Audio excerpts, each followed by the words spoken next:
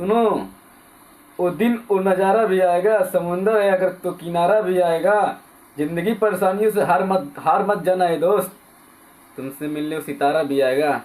तनी साफ कर धनिया दुनाली के, मर्डर करे के हावे एगो बाली के। बुझाइल आ रही बाड़ी बेटा।